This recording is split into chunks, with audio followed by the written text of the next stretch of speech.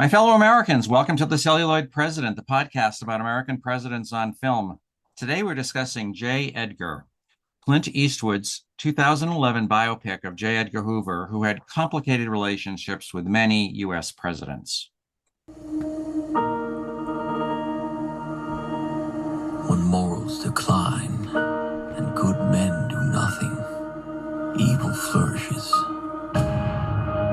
A society unwilling to learn from the past is doomed. We must never forget our history. We must never lower our guard. Edgar, you will rise to be the most powerful man in the country.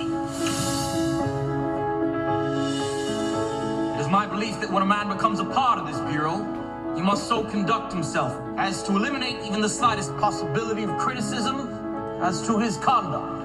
Mr. Tolson, I need someone who I can trust. I want you to be my number two man. I'm Gary Holmes, and joining me today via Zoom from California is Jim Robinson, who has definitely not been intimate with Dorothy Lamour. Jim, if you wanted to prove that you were interested in women, what movie star would you claim to be marrying? That's an easy one, Gary. It would be Linda Gray, who played Sue Ellen Ewing on Dallas. How about you? You know, the answer that you sort of want to give is someone like Margot Robbie, but that would be completely unbelievable. So I would go with Emma Thompson, who is still pretty beautiful, but intellectual. And, maybe you think that it's plausible. Maybe you think we had some sort of intellectual connection. I don't know. I think Linda Gray has it all over her, but I see your attraction. Yeah. I assume you're talking about the Linda Gray of before, not the Linda Gray of today. Even today, she's not bad for 80 Okay. something years All old. right. So J. Edgar Hoover was director of the FBI before any of our parents were even born, and he died when we were in college. What do you remember about him? Well, actually, he died right at the tail end of our senior year in high school. And the reason I remember that, Gary, is that I heard a news bulletin about his death just as I was about to ride my bike to gather with a couple very liberal high school friends. I told them, and they whooped and hollered with joy. And it was an us versus them time in the country. And to me, Hoover was one of the good guys. But to them, he was such a bad guy that his death was cause for celebration. What do you remember about him? You were right about this. I just double checked while you were talking, and he died in May Right. 1972. I wouldn't have known that if I hadn't specifically remembered that what's now kind of a shocking reaction. Well, my reaction, it's funny. This is how memory plays tricks on you. My recollection is that we were in college, and the Middlebury campus wrote an editorial about how glad they were he was dead, but that must not be right. Or maybe I read it. It probably happened anyway. Probably happened anyway, and I was thinking that we were there. But you're right, we were still seniors in high school. My recollection, he was one of the most famous Americans for 50 years. First heard his name watching your favorite show, Leave It to Beaver. While he was going to earn some money babysitting, and the mom hiring him said she'd feel just as comfortable having him look after her kid as if J. Edgar Hoover himself were doing it. And I squirreled that name away, like, J. Edgar Hoover, that's a funny name. And then after that, I started hearing it all the time. We went on a family trip to Washington, D.C. in 1967, and we toured the FBI building, and his name was plastered everywhere. But as you said, by the time he died in 1972, his reputation was basically very mixed. Did you ever watch the TV show, FBI? Wasn't there a show that was specifically called the FBI? There was a show Ephraim called Zimbalist? Yeah, there was definitely a show called The FBI. Wasn't that The Untouchables? Anyway, I don't remember. I didn't watch it. So yeah, I didn't watch it either. There've been many TV shows about the FBI, which they talk about in the movie about what a publicity hound Hoover was. Did you remember having any opinion about him, though? As I said, I remember that because it was a time when people were so divided, us versus them, that you either You either liked the whole bunch of Yeah. certain figures or you hated them. And since I liked Nixon and that kind of thing, I lumped Hoover in with somebody that I also liked. In other Yeah. words, basically the establishment versus those that were very much opposed to authority. I don't remember. I don't think that I had gone that far. I didn't dislike him. I just couldn't figure out why he was so disliked. I probably didn't have as much political consciousness back then as you did. All right, well, let's go on to the movie itself. So it's your turn to summarize it. What do you And got? I've got it. It's a Okay. 2011 historical drama starring Leonardo DiCaprio and produced, directed, and interestingly, musically scored by Clint Eastwood. It uses the device of an aged and vainglorious Hoover, recounting through dozens of flashbacks the history of the FBI and his role in it. And he's relating these memories to young agent writers who are ghostwriting a Hoover memoir. In this fashion, we are treated to depictions of the so called Palmer raids circa 1920, the kidnapping of the Lindbergh baby and the trial of his murderer, the crackdown on bank robbers and hoodlums in the 1930s, the innovations of Hoover in establishing criminal science and forensics, the civil rights movements of the 60s, and the resurgence of violent revolutionaries in the early 70s. Along the way, we become privy to aspects of Hoover's career that he surely would not wanted in any official history: his underhanded tactics, playing fast and loose with civil liberties, the collection of personal dirt on leading political figures, and his own considerable skills and attention to politics and public relations. Alongside history, Hoover's three very unusual, even bizarre relationships are portrayed: with his mother, played by Judi Dench, with his longtime secretary, played by Naomi Watts, and especially with his longtime companion and deputy director, Clyde Tolson, played by Armie Hammer. It is through these relationships that we are left with a complex portrayal of one of the 20th century's leading figures. It's a negative leaning portrayal, but one that acknowledges achievements and engenders our sympathy.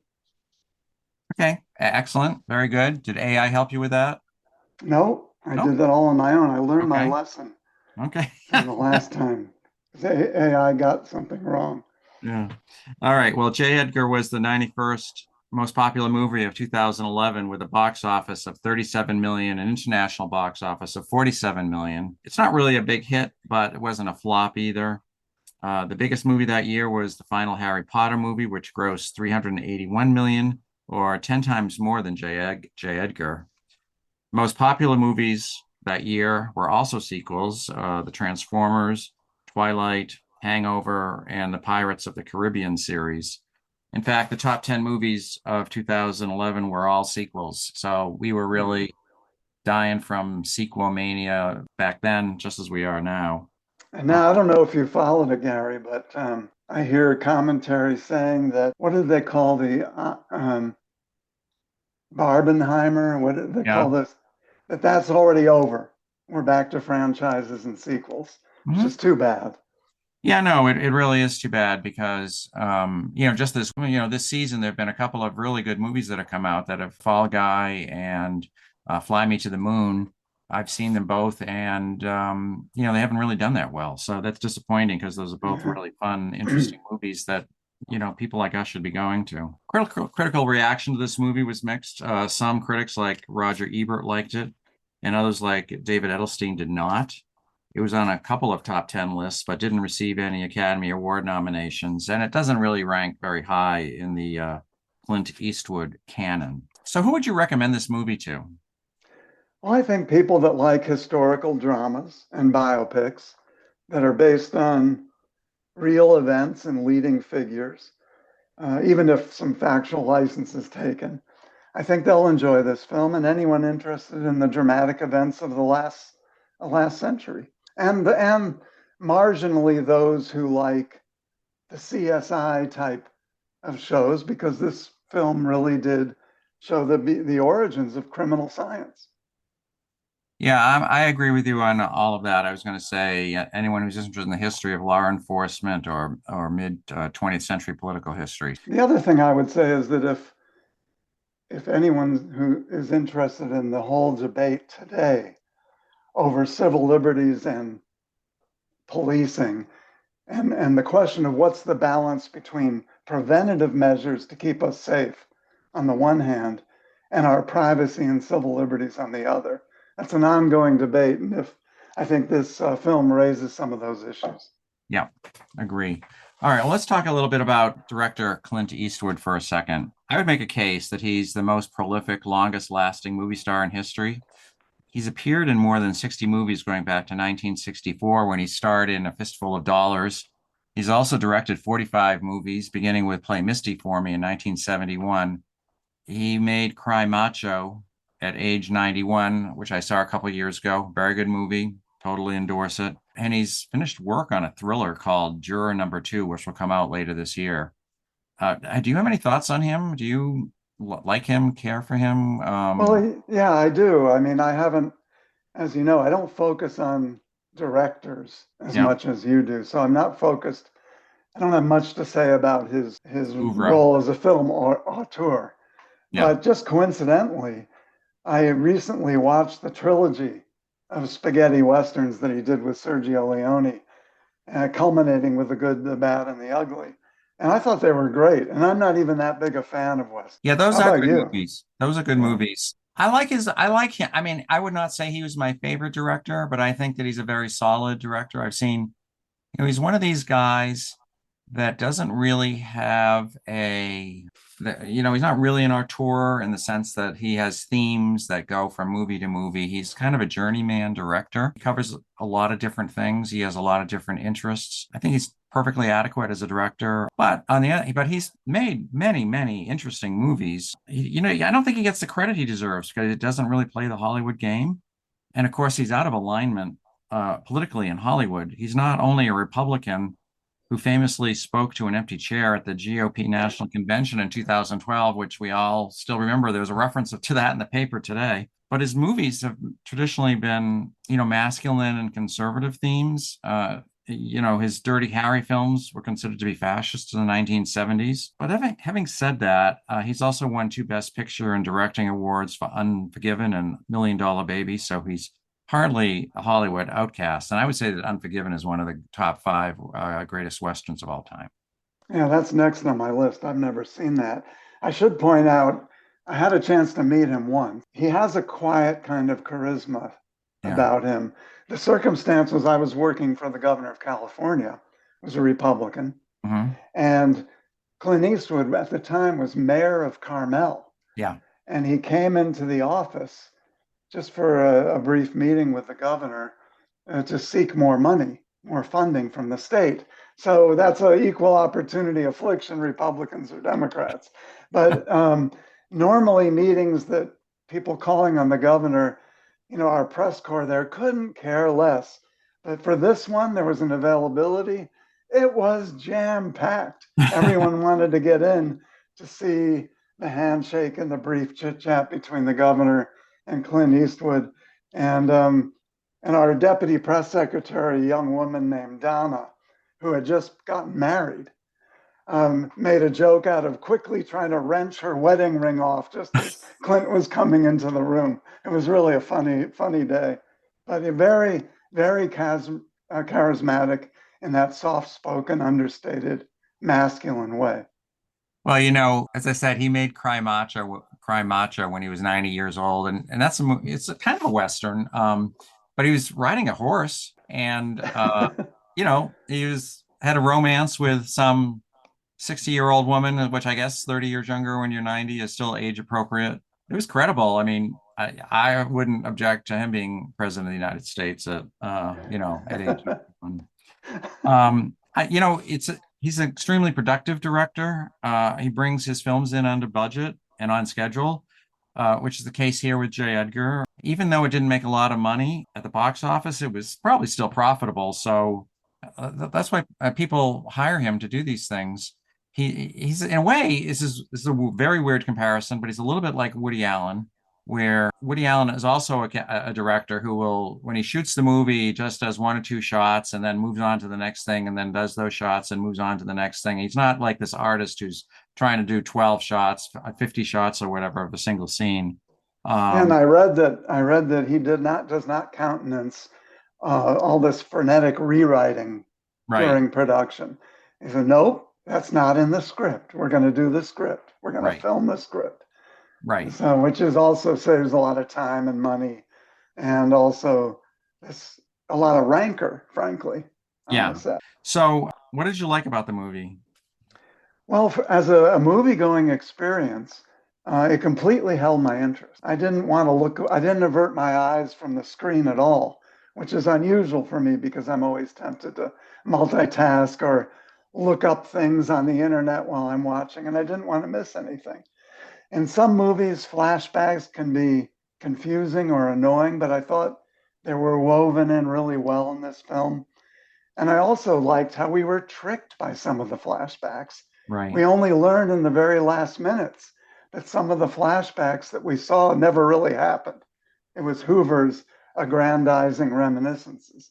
So those were some of the things. Right, right. A classic unreliable narrator, literally. Yes. He was the Yeah. narrator. I thought it was a fair and balanced look at Hoover's legacy. I like that. It showed that there were real law enforcement threats that needed to be addressed by the federal government. And it showed that he made the place professional, but it also showed the excesses, such as the harassment of the civil rights movement.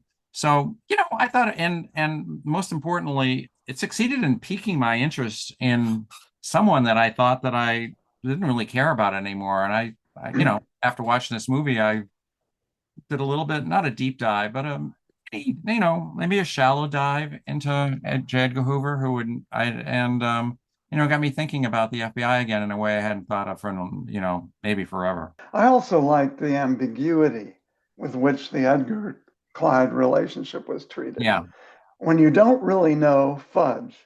And that's what they did because we don't really know. There's no question that the two could be what you'd call longtime companions, but were they physical? Compared to the wild imagination of Oliver Stone in the Nixon movie, where he comedically portrayed J. Edgar Hoover as an out and out self conscious gay person trying to pick up a hotel waiter, cruising a White House Marine Guard. You didn't see any of that here. It was left with the ambiguity that I think it deserves. well, this whole gay thing is one of the things that I didn't really like as much. When let's move over to what we didn't But like. you never like that stuff. Yeah. Well, I'll tell you what. I mean, first of all, I'm going to say I didn't like the cheap Freudian analysis in the relationship between Hoover and his mother. Maybe that was what his mother's thing was really about. But if Hoover was in fact gay, he didn't need to hear from her that she'd really have a dead son and a gay one as an incentive to hide it. I mean, even a gay man with a supportive mother would have been deeply in the closet in Washington, D.C. until about 10 or 15 years ago. So the idea that the reason that Hoover was keeping all this stuff secret is because his mother was his mother. That's kind of implausible. Although you would worry about what your mother would think about it. If you have a strong relationship with your mother, you would spend a lot of time worrying about what that knowledge would do to that relationship. Right. So, I thought it was. I know you tend, like when we did the Roosevelt movie, you just didn't want to believe, no matter what, that there was any actual physical relationship between Daisy Suckley and FDR, and no amount of history. And by the way, I think it's not known either. But no amount of evidence on the other side would persuade you. And I think that you're probably going to react that way this time. There is no question.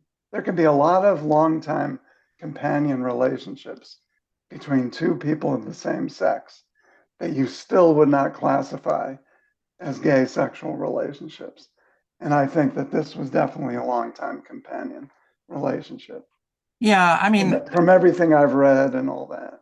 Well, I didn't like the scene where he and Clyde Tolson get into that physical fight when Hoover tells him he plans to get married to Dorothy Lamour. And this is the thing. The question about whether he was gay and wore a woman's dress seemed to preoccupy historians and pundits today more than the legacy of the FBI itself. And the movie definitely seems to posit that he was a repressed homosexual and that the two of them never did have sex. But in general, I think there's too much emphasis on the sex lives of famous people and too little on their love lives. You know, the difference. Yeah, yeah, I think it's just yeah, not a gay phenomenon either. Historians, for example, have spent a huge amount of time trying to determine whether Queen Elizabeth I was actually a virgin. I mean, who cares? What's important is that she probably loved this guy, Robert Dudley, the Earl of Leicester, but she didn't want to marry him and share power with him. And it doesn't really matter whether they had a role in the hay or not. Same here. They were obviously emotionally dependent on each other. They were considered a couple.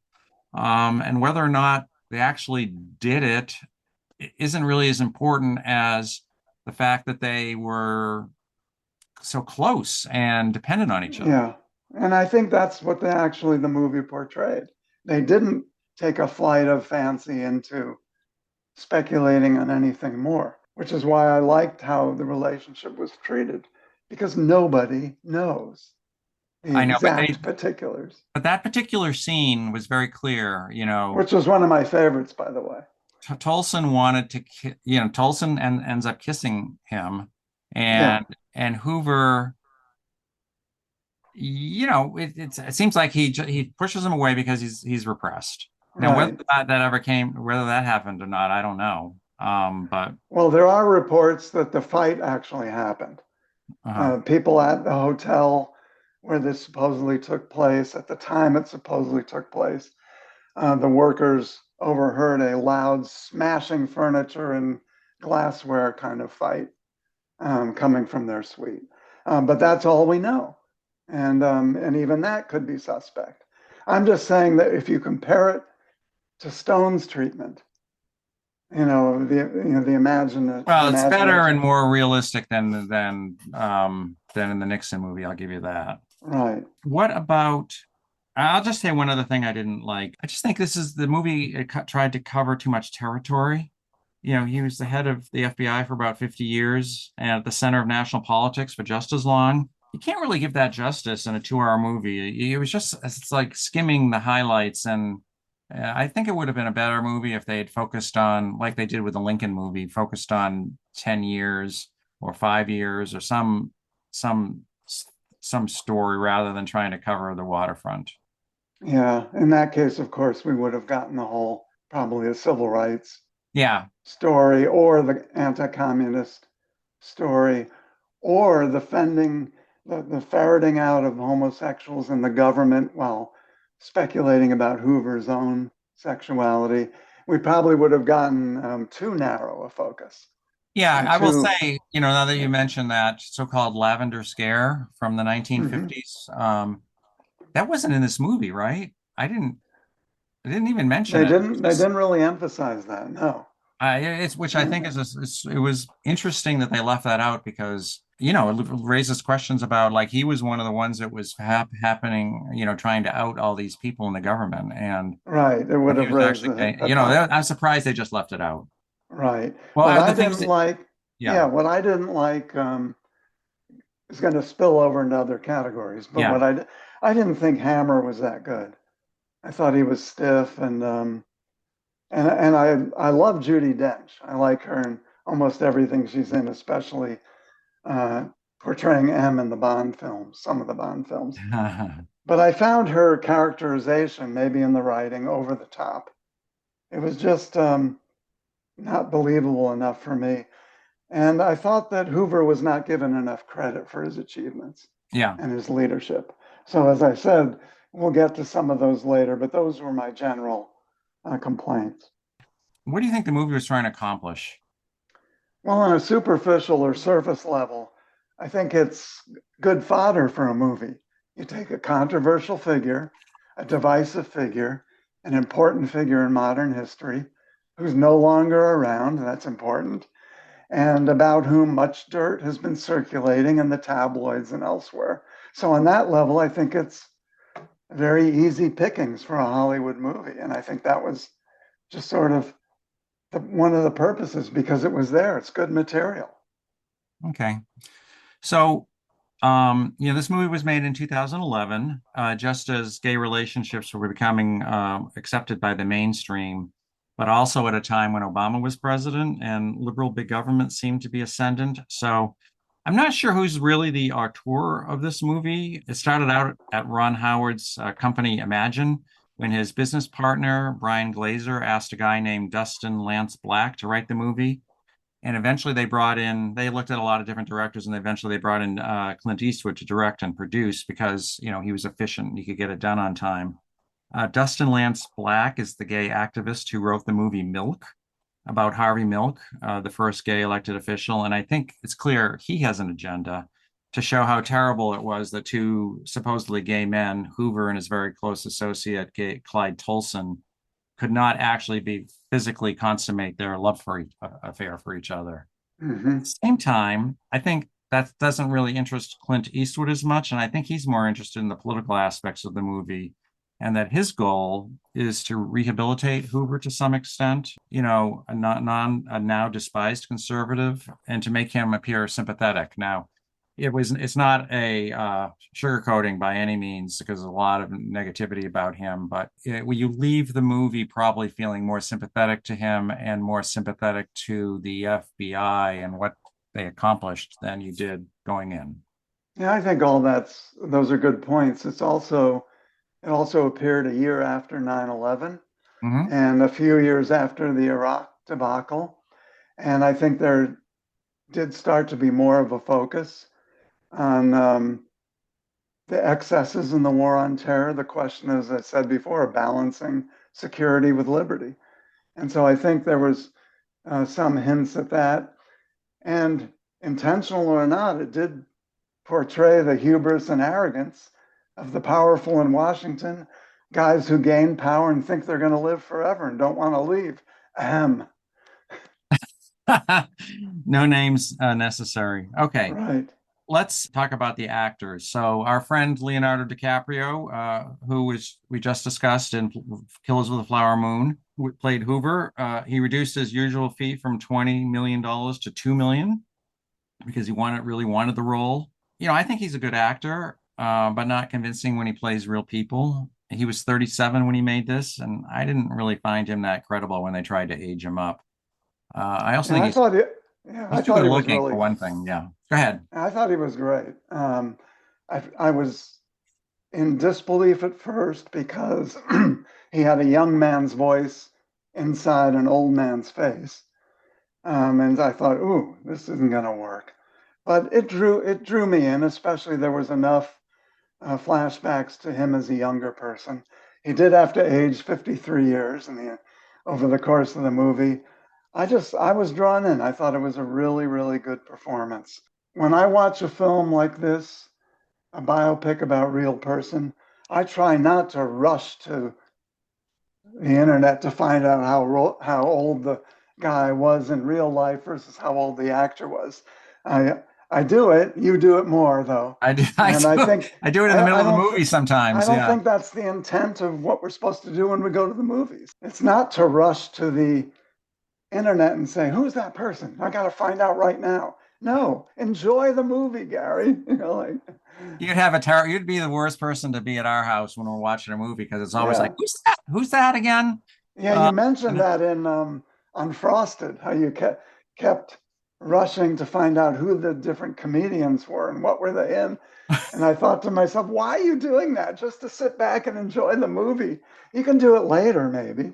But anyway, long story short, I really, really liked Leo. He continues to surprise. well, as I said, I think he's a very good actor. It didn't really work for me here. This is a problem. The part of the problem, as you mentioned, is that they had to age him 53 years, and he was maybe more credible when he was close. The reason I look him up is because just to confirm what I thought, which is that, he was more credible when he was younger than he was when he was older. And he's one of these actors who's just too famous to play another famous person, you know? Yeah, yeah. There, Anyway, I thought he was okay. I thought Army Hammer was more believable because Tolson is less known than Hoover. So I didn't really have, didn't come in with a Yeah, preconception yeah, about who, it wasn't like, oh, that's a bad performance because I have no idea what Tolson looked like or sounded like. Plus, yeah, he's a handsome guy playing a handsome guy, and it's also a less histrionic role, so I don't think he was acting. He wasn't acting his ass off, like Leonardo DiCaprio was. yeah. He was okay to me. I mean, I'm not saying I disliked the performance, Yeah, but a little wooden. And I yeah, also think they didn't do his makeup as well as right. Leo's. Yeah, When they dressed him up as being really old and stroke addled, the makeup looked more fake to me. yeah. So And this by the this way, we got to talk about the fact that he's totally canceled, oh Army yeah, Hammer. yeah, Totally, his career's over. yeah. Um, Well, he got Me Too'd out of the business. Yeah, he was accused of abusing women. But I yeah, also wanted to make and what? oh, go ahead. I was just No, going to make the point. This is, he in this movie, the assumption is that Tolson is gay. So this is the second time he's played a gay character. He was also in Call Me by Your Name. I was wondering what your thoughts were on straight actors playing gay characters. Is it odd that straight or gay men are no longer allowed to play transgender women, but gay and straight guys can play each other interchangeably? I mean, this is like the last category where actors can actually act someone who's not exactly in their own identity. I don't think that's yeah, going to last long. Do you have any thoughts on that? human sexuality is, we all have our theories. Yeah. Mine has always been it's more of a continuum Yeah. Right. than a category, than a groupings of silos, gay, straight, but. And I think if you're in theater and in the performing arts and in movies, by by the nature of the job, you're going to spend a lot more time physically close to other people of your own sex, Right. as opposed to, say, if you're working in an office or on a construction site or whatever. I mean, you're going to be very engaged and in an emotional level. And so I think it just becomes it's easier to pick up more of the traits in both directions, straight versus gay. So I think it's a natural thing. I think it should be a natural thing that gays can play straights and straights can play gays. But That's my own view. yeah, no, well, I mean, that's actually my view too. But there's been this narrowing of the kind of roles that anyone can play up until about 4 years ago. A gay guy or even a straight guy who plays a transgender woman would win awards, for the courage in doing it. And now they were the ones who would get canceled if they tried to play, because these transgender roles all have to be played by transgender women. Right. And we do have to mention that Army Hammer also played Ilya Kuryakin in the Man from Uncle movie. So that's one point in his favor. It's the cancellation of him is really bizarre because it was beyond the abuse of women. There were these really bizarre tales of how he had cannibal Oh, right, fantasies, right, right. and it Cannibalism. was in all the tabloids and all that. Yeah, So it actually went one level beyond the normal Me Too cancellation stuff. And he lost his agent, and yeah, they all fired him and everything. It's really bizarre. yeah. All right. Well, I don't really know. I have actually no dog in this fight about whether he should be canceled. Right. Naomi Watts is Helen Grandy. What'd you think about her? I thought she was the second best performance in the movie Okay. after Leo, and I thought the interplay between the two of them were really good, the on-screen chemistry. I'm not familiar with a lot of her other work, except she's this, you know, all around Hollywood celebrity type that's doing movies and product placements and got her own branded items, and that kind of thing.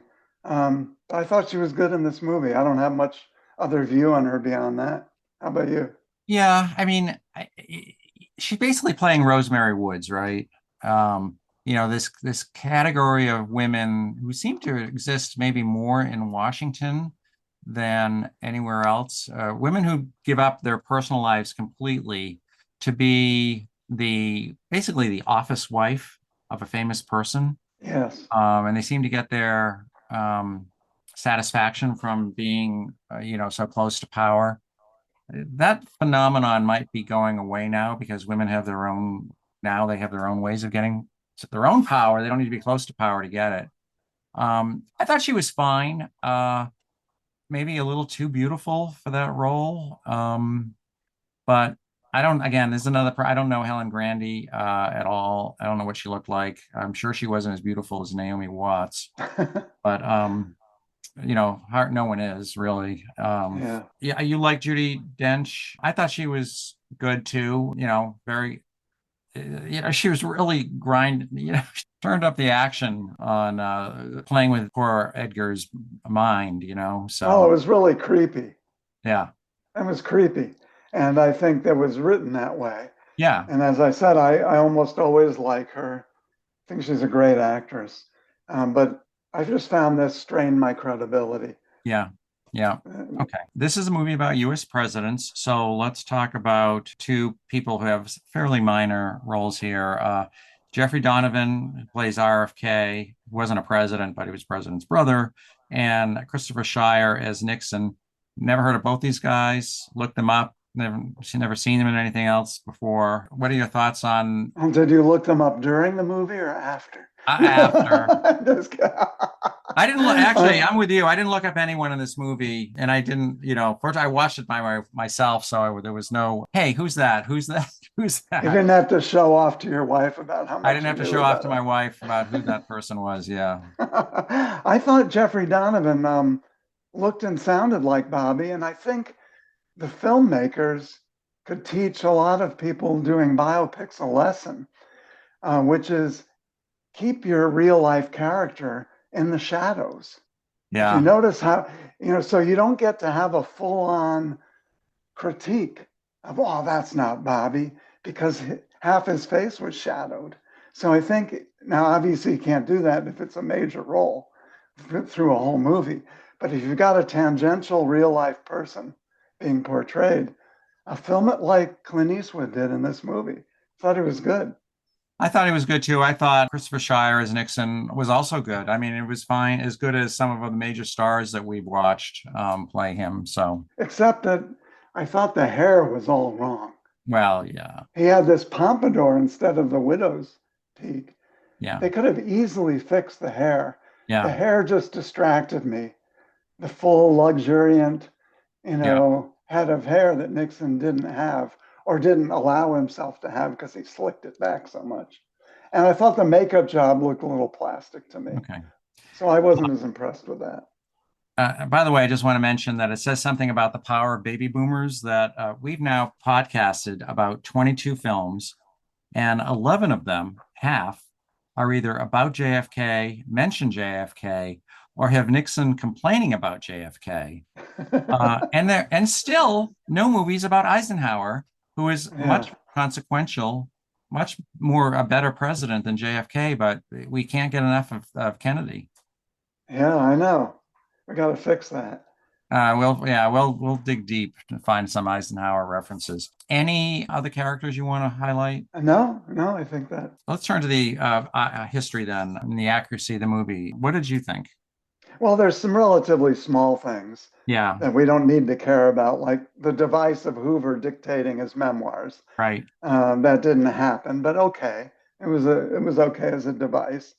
There's lots of debate over whether he personally wrote the letter to Martin Luther King. A lot of people, there's no surefire documentation that he actually dictated Yeah, I thought that was kind of yeah, unlikely, to be honest with you. yeah. But the main issues with all of these biopics is the question of how do they know that? Right. When there's an intimate conversation, whether it's between Lincoln and his wife or Hoover and Tolson, whatever, they can't really know what the personal interactions are. So you have to trust the filmmakers to have that they're giving us their best take on what the relationship was like. So I think that's my main issue, and it's an issue with all these biopics is they can't really know what they're portraying on screen, and yet they portray it as if it happened. Well, I think that's par for the course with Right. about I think our our judgment here is more on the fact of are the big facts right? And so I would say on the big facts that probably are true. I mean, there really was an anarchist and communist threat that the FBI had to confront. Hoover really did have dirt on JFK. He really did modernize and professionalize the FBI. The FBI really did send a letter to King threatening to go public with affairs. And I also have to say, I went back and read the script afterwards, and there's a lot of stuff in there that I missed the first time through. And this is actually a little bit of a criticism of the movie. There's a lot of there's a lot of actually correct stuff that they just go through so fast. Like, they just barely mention that they prosecuted the KKK and or that Hoover thought that Joe McCarthy was going at it all wrong. I mean, there's a lot of little things like this that, boom, boom, boom, they went by so fast and they all seem to be on target. So I think it Yeah, was okay. really okay. There was exculpatory material that they left out, which, by the way, is another issue with these biopics: is what are they leaving out? Yeah. And do you get a reasonably accurate portrayal, um, not just on what's in there, but what isn't in there? Hoover was the one who would not tell FDR that there was justification for an internment of Japanese Americans Right. during World War II. This was something where there was near unanimity across the board.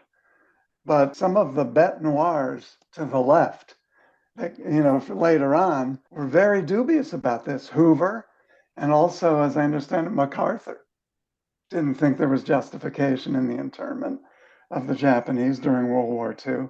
And the other thing, during the Nixon period, the whole reason why Nixon felt he had to establish the plumbers was because Hoover refused to do the things that the Nixon administration wanted to do in terms of the wiretaps and break-ins and things like that. He refused. Now, maybe he refused because he didn't want the FBI to get caught and stain its reputation, but he did refuse. Yeah. And he also rejected the Houston plan, Tom Houston plan, that Nixon had approved briefly for all sorts of skullduggery. And he came in along with the CIA and said to Nixon's people, "We're not doing it. We're not doing it." And the plan got rescinded. So there's a lot of material like that would have cast a somewhat better light on Hoover. Yeah, no, yeah, you're right about that. What's left out is always pretty important. It got me thinking too about about what it actually meant to wiretap someone in the old days. I mean, you had to break into their house. Right. But I mean, I can't believe that stuff used to go on. You'd never get away with it now. You don't know when someone's going to be there or not be there, or the neighbors are going to see, or the office, All the cameras. all the camera security, the ring camera.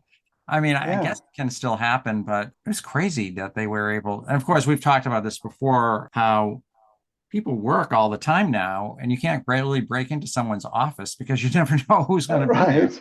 Right. The other thing I would say that tilted to unfairness in terms of the history was this idea that, especially as time went on in his later years, Hoover was addled with drugs and hubris and all this kind of thing, when in fact a lot of real substantial work went on. And, we've talked about how during the inquiry into the JFK assassination, how Hoover got on the phone just days after with LBJ. And these conversations were recorded and we listened to them. And he's very much on top of his game, with full of details and totally together in terms of being a briefer. We've both been briefers for important people. And it's not an easy job to get your stuff together Yeah. and lay it out in an orderly fashion. And Hoover was still very much able to do this and had an excellent command of details. So I think some of that was a little overstated how addled he was toward in the later years. Well, yeah, you sent me that conversation that he had with LBJ in 1963 when he was in his, I don't know, 60s. And you're right, he was incredibly on top of things, and the conversation was fascinating. In fact, I'm including 3 or 4 minutes of that conversation at the end of this end of the podcast. So this is a tip to everyone to hang on to the end. Or if you don't want to hear anything more from us, just fast forward to the end so you can hear it, because it's really unbelievable. And you can hear It's missing The real J. Edgar Hoover. the real J. Edgar Hoover. Yeah. Also, he doesn't have that ridiculous accent that Leonardo DiCaprio had during the movie. What's missing also is how he actually held on to the job for 50 years. The suggestion here is that he was able to stay FBI director because he had secret files on the presidents and their family, and they were all afraid to fire him. But even the one that he had on JFK, the movie kind of cheats a little bit because the implication is that he was president or something when this tape took place, but it turns out that it was when he It's like a was schoolboy romance or during the college. war.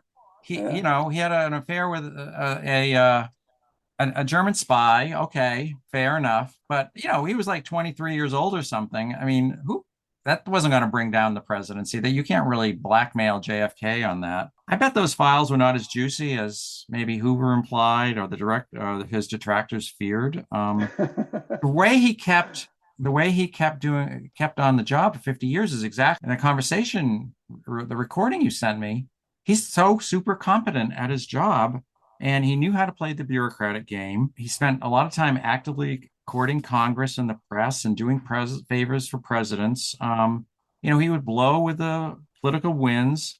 He was smart enough not to catch up with McCarthy, and he focused on adversaries that kind of everyone agreed were problems, except for maybe the civil rights movement. But, gangsters, who's going to, communists, everyone wanted those guys prosecuted. So yeah, this whole idea that the secret files are what kept him in the office, I think, was not really accurate. Right, right. I also sent you an article from Jacobin, which I don't usually read, but it was interesting perspective that they gave, which is that Hoover was a big government conservative. Most conservatives are used to, at least, believe in small government, but I think Hoover actually believed the federal government could be a force for good, especially if he was running it. So, and he was the most powerful bureaucrat in America in American history, even. He believed in law and order, so he pursued the KKK because they were acting outside the law. It's interesting to think that he was, just this consummate bureaucrat that was able to keep his job because he was so good at it. Favorite scenes? Yeah, well, one of mine was the Library of Congress scene, Yeah, and okay. from there comes one of my favorite lines too. When he was asked, what are you gonna where are you going on your first date with Helen Gandy? I'm going to show her my card catalog system at the Library of Congress. That's Hoover's equivalent of saying, "Come up and see my etchings." Come and And see my live card catalog. Yeah. right. All right. So thank you for stealing one of my favorite lines. Okay, go Okay, I ahead. thought that was good. I thought it was a good scene. It was a good scene. Yeah. Yeah. I thought the beginning of the movie where the anarchists almost assassinate the Attorney General, A. Mitchell Powell, oh, sorry, A. Mitchell Palmer and his daughter was very effective. It's dramatic and makes you realize that there are real stakes involved, and real enemies of the United States for America, for the FBI to hunt down. So I thought that early movie set the tone good. Yeah, it showed right at the get-go that these so-called paranoias about communists and anarchists, and in the early 70s, the Weather Underground, they were not just the figments of conservative imagination. They were real threats. Right. I thought I, that lo- as much as I don't really think the scene with Bobby Kennedy was true, I thought the scene was kind of funny and very interesting, especially when he says, "We were following orders to track down known criminals. How are we supposed to know your brother would be having sex with a German spy?" You know, And there was a haunting line. I know I'm giving away on all my favorite lines, but there Yeah, was a yeah, haunting line in that scene too, where Hoover said to Bobby, at one point, "I don't want violence to happen to you or your brother," yeah. which is an eerie line. Right, right. Apparently Hoover really was the one who called Bobby Kennedy and told him that he'd been He shot. was. Yeah, Yeah, I'd known that from before. I don't know if it was 2 words, yeah. I don't think but I'm really doubt that it was as cruel and nasty as implied as portrayed in the movie. it was it was, and it wouldn't happen today because the TV would have been Yeah, on, yeah, and you would have seen it first from the news. I like his drill sergeant type talk to his agents after he was first being put in command. Typical full of himself young guy and firing the guy that had the mustache. yeah, I just that was an entertaining scene yeah, to yeah. me. I like that. I thought it was funny how Nixon was disparaging Hoover, and then immediately goes on TV and gives such a flowery speech. It just shows the essential phoniness of these politicians.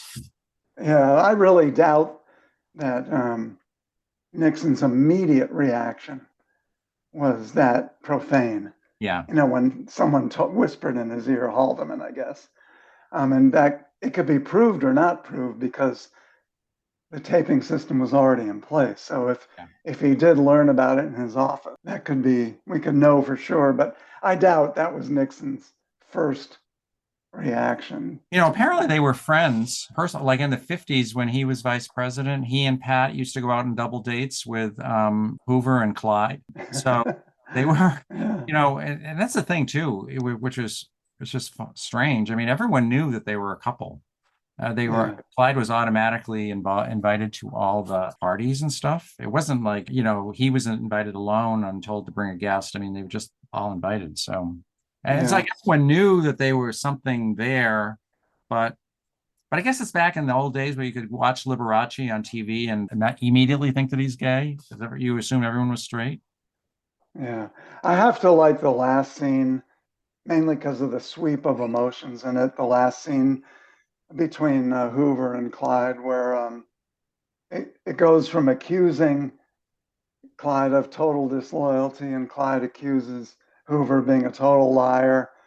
And then as the scene evolves, they touchingly make up at the end. Yeah, And then, of course, the next day, Hoover's dead. yeah. I thought that was effective. Any other scenes? Nope. I don't have a lot of favorite lines left. I've kind of used them all up. I thought, when Harlan Fisk Stone says to Hoover, lower the treble, son. You didn't call this meeting, I did. Yeah. You got anything?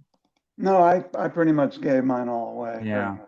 the I mean, I also discussion. thought that the congressional testimony where they're blasting him for the budget, but he says your agency is already one of the most well-funded in Washington, is it not? And he says, yes, that is true, sir, but our car and bank robberies totaled 6.5 million last year, and our budget is only 2 million. Unlike other departments in Washington, we actually run a profit. So Yeah. he was pretty good with managing Congress, but it was true that people had problems with him from basically forever because people don't like Congress especially don't like people that are too powerful and I don't know what that particular congressman's problem with Hoover was, but there's always someone that doesn't like somebody. Yeah. What relevance or does this movie have today?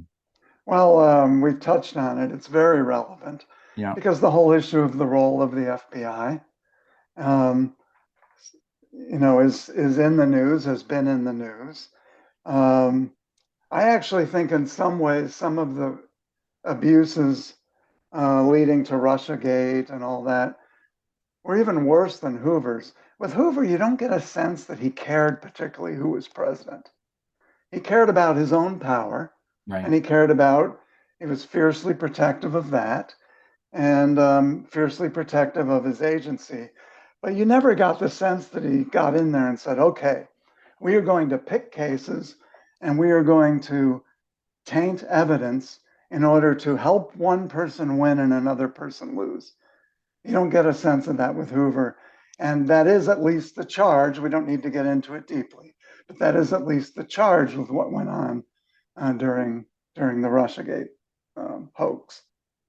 Yeah, I mean, I'm with you. I mean, the FBI has lost a lot of its credibility over the past 10 years by getting involved in politics. And I guess they, in some respects, they couldn't help it. But like when James Comey cleared Hillary Clinton and said they weren't going to prosecute, that wasn't his job. That was, Right. and then when he jumped back in later and reopened the investigation, is believed to have caused Trump to win. So what Comey did is and worse than anything that Hoover ever did. So I agree I with don't you. think you'd ever see Hoover doing something like that. Right. But who knows? But I mean, I just don't think.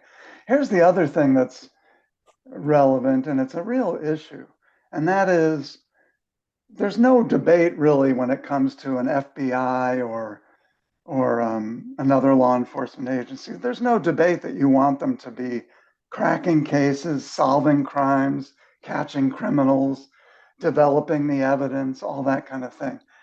Where the rub comes is in the counterintelligence area, infiltrating groups, spying on people, compiling lists before any actual crimes may have been committed.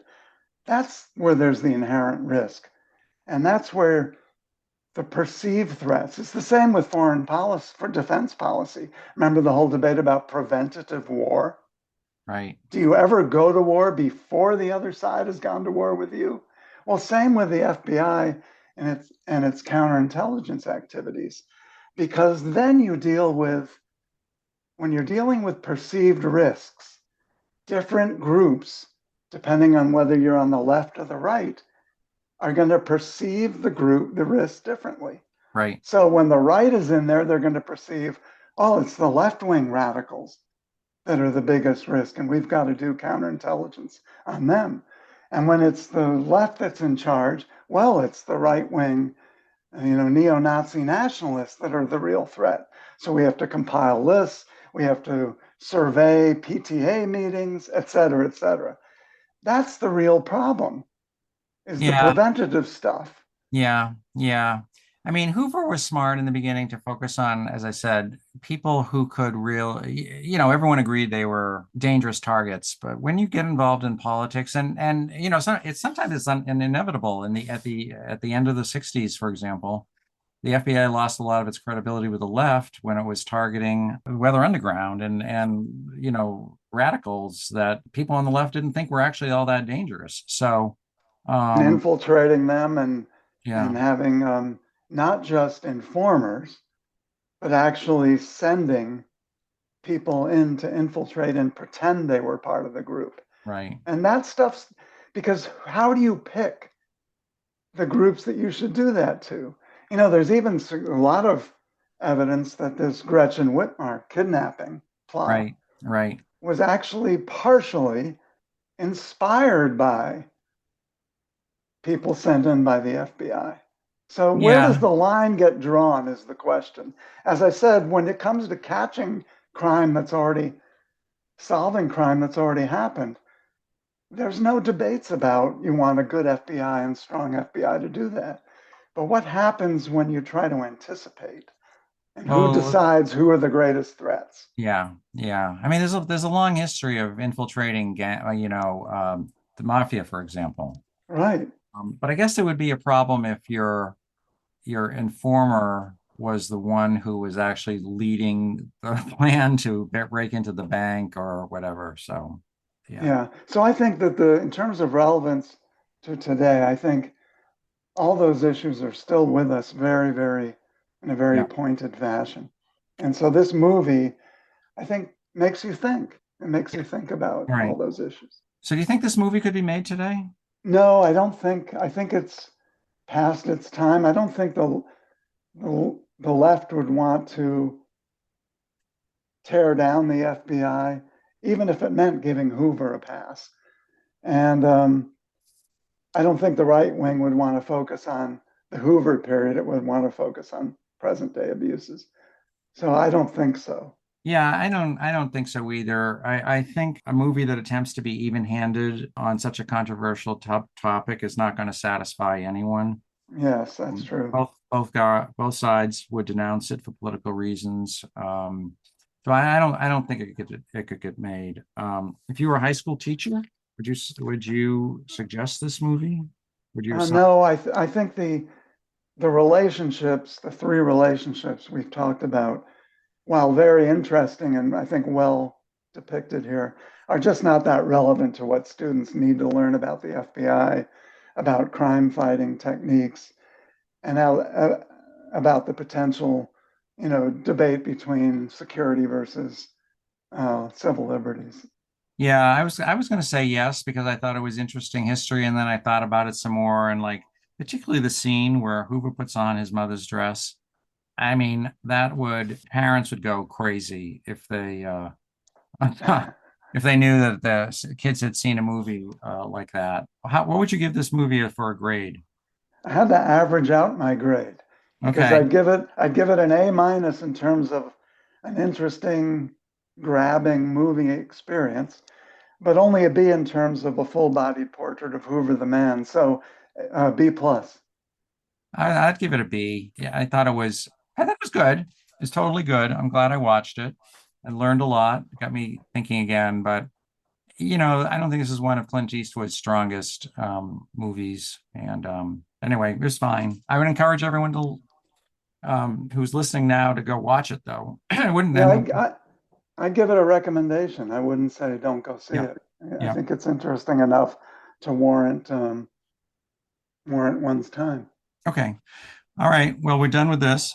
I just want to remind everyone to stick around at the end of the podcast and listen to the tape of Hoover talking to LBJ about the Kennedy assassination.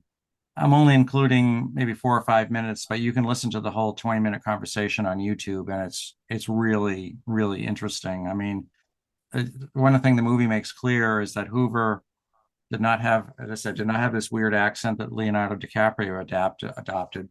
But it's also kind of amazing that the FBI had the case against Oswald buttoned down from the beginning. I mean, it was the core facts of what they had to say about Oswald were, really haven't changed in since 2 days, maybe 3 or 4 days after the assassination. So they were really Of on top course, of since those facts were all written out before the assassination even occurred. that. No, I'm just kidding, Gary. Mostly kidding. All right. I just want to say again, the podcast is available on Apple, Spotify, Amazon, and most podcast platforms. You can subscribe there, which would be great. If you have any comments, send them to me. And any last words, Jim? No, I think we've covered J. Edgar. Okay, well, here we go. Take a listen to LBJ and J. Edgar. And if this fellow Oswald had lived and had taken the out of the lie detector test and it had shown definitely that he had done these various things together with the evidence that we very definitely have, it would have just added that much more strength to it. There's no question but that he is the man now with the fingerprints and things that we have. This fellow Rubenstein down there, he has offered to take the lie detector test, but his lawyer's got to be cross-consulted first, and I doubt whether the lawyer will allow it. He's one of these criminal lawyers from the West Coast, and somewhat like a Everett Bennett Williams type, and almost as much of a shyster. Have you got any relationship between the two yet? Between Rubenstein? Yep. No, at the present time we have not. There was a story down there that... Was he ever in his bar and stuff like that? There was a story that this fellow had been in this nightclub, this strip-tease joint that he has, but that has not been able to be confirmed. Now, this fellow Rubenstein is a very shady character, has a bad record, street brawler, fighter, and that sort of thing. And in the place in Dallas, if a fellow came in there and couldn't pay his bill completely, Rubenstein would beat the very devil out of him and throw him out of the place. He was that kind of a fella. He didn't drink, didn't smoke, boasted about that. He is what I would put in the category of one of these egomaniacs. He likes to be in the limelight. He knew all the police in that white light district where the joints are in there. And he also let them come in, see the show, get food, and get liquor, and so forth. That's how I think he got into police headquarters, because they accepted him as kind of a police character hanging around police headquarters, and for that reason raised no question. Of course, they never made any moves as the pictures show, even when they saw him approaching this fella, and got up right to him and pressed his pistol against Oswald's stomach. Neither of the police officers on either side made any move to push him away or to grab him. It wasn't until after the gun was fired that they then moved. Now, of course, that is not the highest degree of efficiency, so to say. Secondly, the chief of police admits that he moved him in the morning as a convenience and at the request of the motion picture people who wanted to have daylight. He should have moved him at night, but he didn't. And, those derelictions in that phase. But so far as tying Rubenstein and Oswald together, we haven't as yet done so. There have been a number of stories come in. We've tried Oswald into the Civil Liberties Union in New York, membership into that, and then, of course, into this this Cuban Fair Play Committee, which was pro-Castro and dominated by communism and financed to some extent by the Castro government. How many shots were fired? 3. Any of them fired at me? No, All 3 at the president? All 3 at the president, and we have them. 2 of the shots fired at the president were splintered, but they had characteristics on them so that our ballistic expert was able to prove that they were fired by this gun. The 3rd shot, which hit the president, he was hit by the 1st and the 3rd. The 2nd shot hit the governor. The 3rd shot is a complete bullet that was shattered, and that rolled out of the president's head. It tore a large part of the president's head off. And in trying to massage his heart at the hospital, on the way to the hospital, they apparently loosened that, and it fell onto the stretcher, and we recovered that, and we have that, and we have the gun here also. Were they aiming at the president? They were aiming directly at the president. There's no question about that. This telescopic lens, which I looked through, it brings a person as close to you as if they were sitting right beside you. And we also have tested the fact that you could fire, those 3 shots were fired within 3 seconds. There's been some stories going around in the papers and so forth that there must have been more than one man, but because no one man could fire those shots at the time that they were fired. We've disproved that by the actual test that we've made. How did it happen? They hit Connolly? Connolly turned to the president when the 1st shot was fired, and I think in that turning it was where he got hit. If he hadn't turned, he probably wouldn't have got hit. I think that's very likely. When the president got hit, the second one? No, the president wasn't hit with the second one. I see if Connolly hadn't been in his way. Oh yes. The president no doubt would have been hit. He'd been hit 3 times. He would have been hit 3 times. On the 5th floor of that building where we found the gun and the wrapping paper in which the gun was wrapped, had been wrapped, and upon which we find the full fingerprints of this man Oswald, on that floor we found the 3 empty shells that had been fired and 1 shell that had not been fired. In other words, there were 4 shells apparently, and he had fired 3 but didn't fire the 4th one. He then threw the gun aside and came down, and at the entrance of the building he was stopped by a police officer, and some manager in the building told the police officer, well, he's all right, he works safe, you needn't hold him. So they let him go. That's how he got out. And then he got on a bus. The bus driver has identified him and went out to his home and got hold of a jacket that he wanted for some purpose and came back downtown, walking downtown, and the police officer who was killed stopped him, not knowing who he was and not knowing whether he was the man, but they were just on suspicion, and he fired, of course, and killed the police officer. Then he walked about... You can prove that? Oh, yes, we can prove that. Then he walked about another 2 blocks and went to the theater, and the woman at the theater window selling the tickets, she was so suspicious of the way he was acting, and she said he was carrying a gun. He had a revolver at that time, with which he had killed the police officer. He went into the theater, and then she notified the police and our man down there went in there and located this particular man. They had quite a struggle with him. He fought like a regular lion, and he had to be subdued, of course, and was then brought out and, of course, taken to the police headquarters.